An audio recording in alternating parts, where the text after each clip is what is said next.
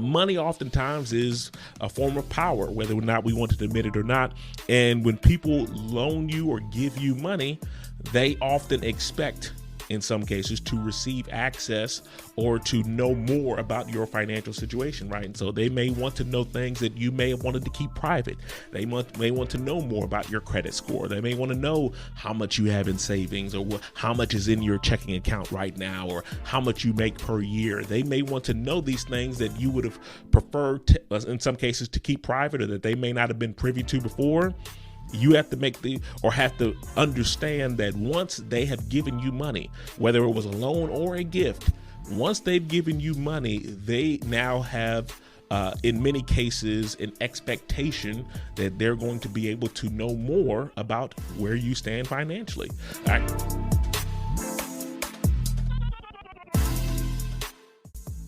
Welcome to the Home Goals Podcast, the ultimate guide for turning your home goals into a reality. I'm your host, Derek Thornton. Join us as we navigate the twists and turns of obtaining a home. We'll be offering expert tips, helping you avoid pitfalls, and championing your journey towards that cherished place to call home.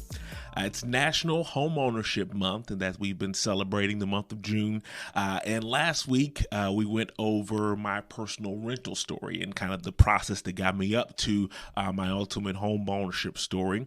And one thing that got me thinking about is the most difficult home to purchase in many people's instances or cases is the home that you purchase first. That's often the most difficult one to obtain because you're usually having to compile more funds than normal, right? You're usually having to come up with the down payment, the closing costs, and you're having to compile that in order to be able to purchase the home. Whereas ideally, or in most cases, you usually have some type of equity built up in a home that you currently own, and you can use that for the next purchase. That's typically how most people operate, assuming everything goes as planned, right? Or as often as that can happen. But getting into that first home is often the most challenging or the most difficult one to get into. And that leads us to the discussion of how to go about the process, or how to navigate the touchy subject of receiving assistance financially from family members, right? This episode is all in the family, right? How do you go about the process of making sure that you don't burn any bridges or mess up family relationships or cause undue hardship on yourself as a result, or if something of well-intentioned people wanting to help you out in a process, or if you need help to get through there. So we're just going to talk through some of those things to keep in mind if you're in that situation. One of the growing trends that I have recently noticed is that I've seen a lot more deals and transactions nowadays that involve buyers, particularly first-time home buyers, needing assistance from family members in order to purchase that home, whether that's help with the down payment, or sometimes we've seen situations where they just outright buy it for the kid. I'm seeing that more and more often than I've ever seen before, and that partly speaks to the housing affordability crisis that we're dealing with. Whereas before you could have just helped with the down payment, now there's more finances and more things that need to come about because many first-time home buyers simply don't have the steady income in order to be able to afford monthly payments on the prices that we're seeing in our markets nowadays. And so this is something that is not going away for the foreseeable future. It's definitely something that we're going to see a lot more of. And I don't want to put a negative stigma on that. I don't want you to think that there's something wrong with that. I personally have a goal of being able to offer that assistance to my own kids, right? When they are old enough to kind of go out on their own and start creating households and families of their own, I would love to be able to either give them an investment property or give them a nice nest egg to use for their down payment, so that the home ownership is not a fierce obstacle in their life. I would love to be able to do that, and that's definitely one of my goals and one of the things I would love to check off the bucket list. And so I'm not someone that's going to sit up here and speak against getting help or assistance from families. I think that that's the way that it should be, right? You know, that I'm very much a believer giver. And what the Bible says that a godly man leaves an inheritance for his children's children. And I would love to be able to do that for my kids in the form of home ownership if possible. And so we're just going to talk about some things to kind of keep in mind going through that process. Oftentimes when we talk about family giving or loaning money to someone, or family or friends loaning someone, we're always talking about it from the perspective of the person who is giving the money, right? We're always talking about like, hey, here's some things you need to keep in mind if you are giving money to someone, or here's things that you need to be aware of if you're giving it. Rarely do we talk about the things that the person needs to be thinking of who is receiving the money. There's a lot of things that you as the receiver need to take into consideration as well. And we're just going to go through some of those, just kind of talk about in detail and specifically the way that relates to purchasing or buying a home. One of the first things that you need to consider or talk about is whether or not the money that is being given is a loan or a gift. It is very important that you make that stipulation, and it's even more important that you don't make the assumption that you know what this is. It very well could be something that was intended as a gift but ultimately turned into a loan because the size of it increased and maybe it was more than they originally planned on giving. You're not sure, but you want to make sure that they know and you know exactly how that money is being given. And if it is being given as a loan, you also want to make sure that you have clearly detailed in writing how that loan is going to be paid back. Don't just say, we have a tendency a lot of times, especially with families, say, oh, pay me back when you can, or we'll figure out something later. No. You need to come up with those terms right now. You could make it, like I said, where it's a setup where the payments don't start until maybe 6 months after or something like that. You can come up with that type of arrangement, but you need to have something in writing that clearly details how that money is going to be paid back. You don't need to charge interest if they don't want to, right? You don't need to make it like a bank advantage, because then at that point you might as well just try to see if you could finance the money. But you want to make sure that you have it clearly outlined how that money is going to be paid back. And if it's a gift, you need to make sure that you understand the gift. I hesitate, even though I know it's best, but I would say that I would even go so far as to say, if it is a gift, try to see if you can get that in writing. I know that's difficult to do, and it's kind of an awkward conversation. Like, hey, would you be willing to put this in writing? But even if it's, like I said, just an email or something, so we can all make sure that we're on the same page. I cannot tell you how many times miscommunication has caused issues. Most of the court cases that you come across in everyday small claims court or any other trial or issue, more times than not, it's a lack of communication, right? And so it can't hurt to make sure that you have something in writing showing exactly how that money is distributed and whether or not it is something that was just a gift and there is no expectation of receiving any payment after the fact. You also want to take into consideration, has this person helped you in the past? And if the answer to the question is yes, then you want to make sure that you kind of think back to how that experience went down, right? Is it something that it went well? Was there something where they kind of like held that over you? Was it something where you noticed there was a change or a shift in the relationship, a change in the way that you interacted with them or talked with them? Because again, these are relationships that you care about, right? These are your family members. These are your friends. These are people that you love, like people that you want to have in your lives. And so you want to make sure that that relationship is still intact and is still strong even after the fact. So you have to make sure that you have a clear understanding. You likely know that person very well. They likely know you very well. And so you pretty much have a good idea of how they're going to react or respond after that money has been given. Do you know if there's going to be the type of person to hold it over your heads, and you may decide, as much as this would help me, I would be miserable having to deal with this person holding this over my head for the rest of my life. And so for that reason, I'm not going to take this money, right? Or you may say, hey, I will take it, but I come up with a plan to pay them back, even though they've given it as a gift. It's up to you how you want to handle that. But I would always try to see if I can look to how things went in a past experience or how it went when they loaned or gave money to someone else, right? You always want to pay attention to those clues and help you figure out whether or not that's the best option for you as well. Another thing you want to consider is, are you comfortable with them knowing specific details about your financial situation? And a part two to that question, are they comfortable with their finances being detailed or given up in question, right? So a couple things to consider. For the first part of that question, you comfortable with them being in your finances? Money oftentimes is a form of power, whether or not we want to admit it or not. And when people loan you or give you money, they often expect, in some cases, to receive access or to know more about your financial situation, right? And so they may want to know things that you may have wanted to keep private.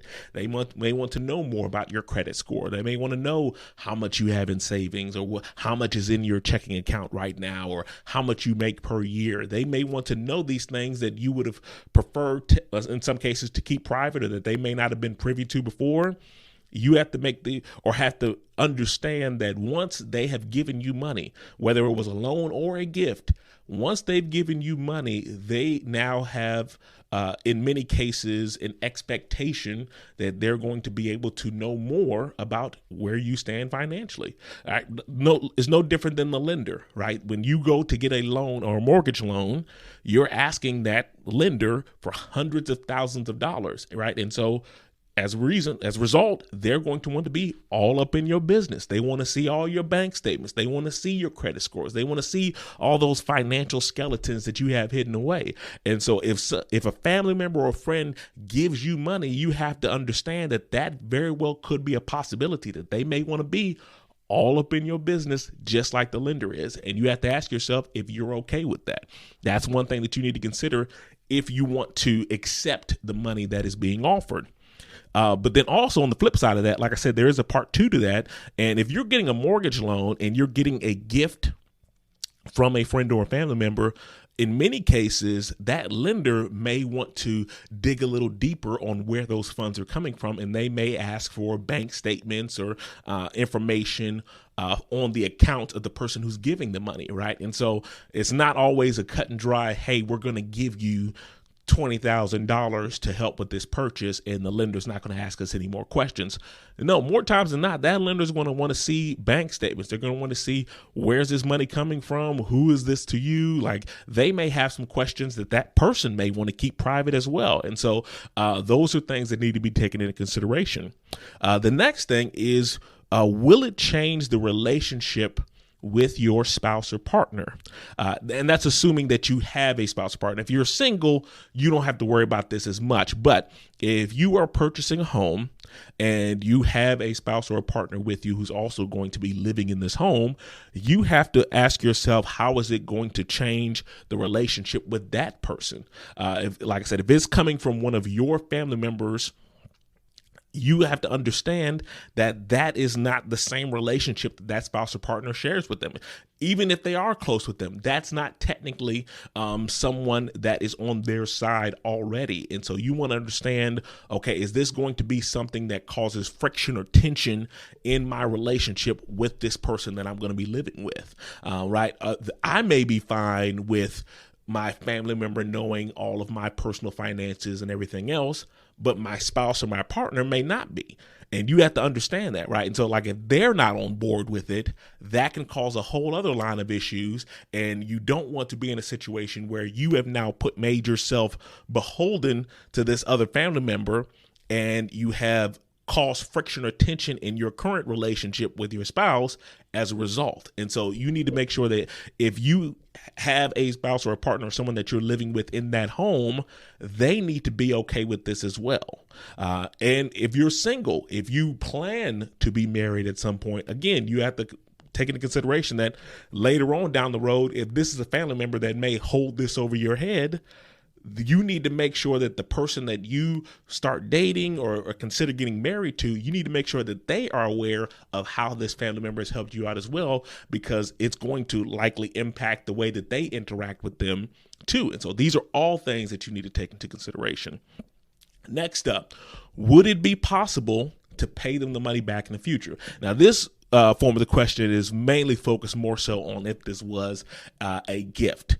You absolutely need to ask this question if it's a loan. But if it was a gift and you decided later on or down the road, like, hey, I know it was a gift, but I'd like to give them this money back. Or, hey, I don't like the way that this has shifted things in our relationship, so I want to make sure that I just give that money back so I don't have this cloud hanging over my head anymore.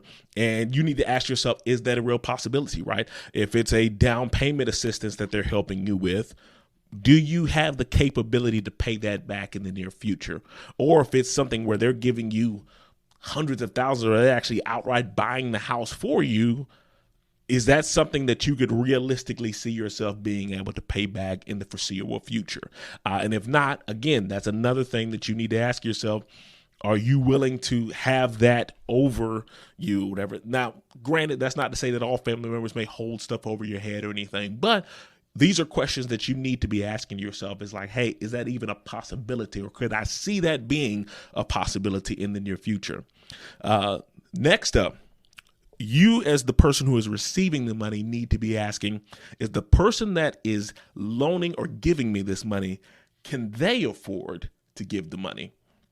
Because there are situations too where family members want to help out and they want to give you those funds and stuff like that, but they may not be in the best financial position themselves.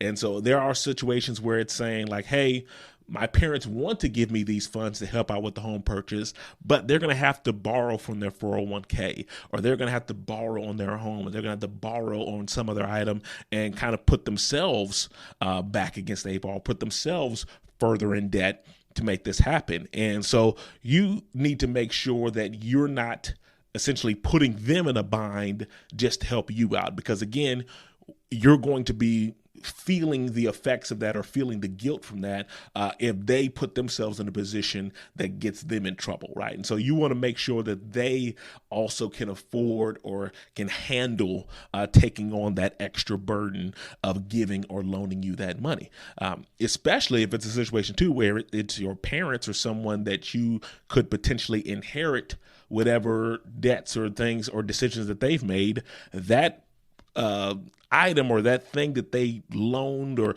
borrowed against, whatever, that could become a headache for you down the road if they're putting themselves in a position that they can't really afford to do, right? And so those are things that you need to ask yourself is, can this person truly afford to help me, even if they want to, right? Like I said, I appreciate the gesture, but I don't want you to put yourself in a predicament because you're trying to help me across this option as well. And the another thing you need to keep in mind is, are they going to be on the deed? Right. So the deed is the legal instrument that says that house legally belongs to you as the homeowner. And so in some cases, you might have a situation where parents will buy the home for someone, or maybe they'll buy a significant portion, or they'll be a part owner of that house, and their name will be on the deed as well. That family member will be on the deed as well. If their name is going to be on the deed, you need to make sure that you have a full understanding of exactly what that means. Because if their name is on the deed, then that means that they have to sign off on anything that happens with that home, right? And so if there's another lien, let's say you want to pull out a second mortgage on the home, or let's say you decide that you want to up and sell the home, right? If you get a job offer somewhere else and you're like, hey, I want to go sell this property. If that person's name, or if another person's name is on the deed, they have to sign off on that as well. And so if you end up in a predicament, let's say you get your dream job and it's moving you across the country, and they don't want you to move across the country. They want you to stay close by. And they're like, we don't want you to take this job. You may say, you know what? I'm taking it anyway, and I'm going here. If you want to sell that house, you're going to need their signature. If their name is on that deed, they're going to have to sign off on you being able to sell that home. It's not like you can just make that decision by yourself. And so these are things that you really need to keep in mind in understanding what you're tying yourself to if that person is giving you funds to help out, right? And so you always need to make sure you have a full understanding of that, and make sure that the attorney conducting the transaction explains that to you as well, right? There's been some times where people purchased a home and didn't even really pay attention or realize that the person that was helping them out or helping them with the purchase is on the deed as well. They don't even know, even to this day, that they're in a situation where that person has to sign off on whatever they do with the home. These are all questions, and these are just a few of the more important ones. There's a ton of other questions that can come up as a result of the relationship with that person and how it all works. But I always want to make sure that you take the time to truly think about the consequences, the benefits, the pros, the cons, everything else that is associated with getting money as a gift to help with that purchase. Again, I'm not against giving money to help with family members. I didn't have money to help with the actual home purchase, but I have received financial help from other family members in the past. And so, again, I'm not looking down on anyone or saying that that's not something that you should consider. I just want to make sure that when it comes to the home purchase and this entire process, that you have a full and complete understanding of what you need to take into consideration when that day or if that day may come up. And so I hope that this has been helpful for you all. I'm always happy to discuss more if you ever want to learn more about how that can impact it or ways that I have seen it kind of change or impact deals that I've worked in the past. But it's an awesome thing to keep in mind if you want to have that assistance or that help. And again, I don't foresee this problem going away anytime soon. I'm sure we're going to see more and more situations where family is having to step in and help. And so I want to make sure that we all are asking the appropriate questions to get in this rest. So I hope that you have a wonderful day, and I'll talk to you all next week.